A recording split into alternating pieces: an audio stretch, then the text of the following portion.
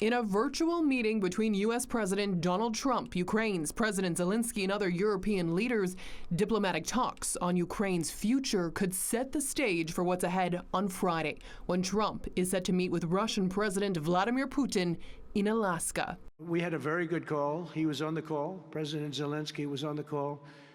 I would rate it a 10, very, very friendly. A sense of optimism from the American leader, where at the meeting, the German chancellor vocalized that EU leaders had laid out terms for a ceasefire. In Alaska müssen grundlegende europäische und ukrainische Fundamental European and Ukrainian security interests must be safeguarded in Alaska.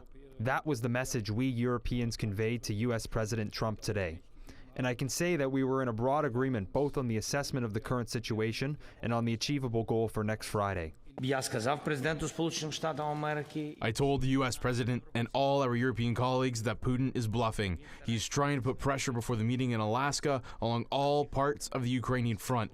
Russia is trying to show that it can occupy all of Ukraine. Of course, this is their desire.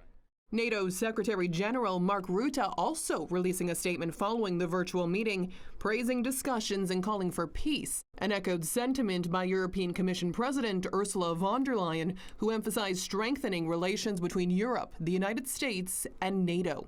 While French President Emmanuel Macron emphasizing Trump's comments at the meeting that territorial issues related to Ukraine cannot be negotiated by anyone but Ukraine's president. Les questions des territoires occupés.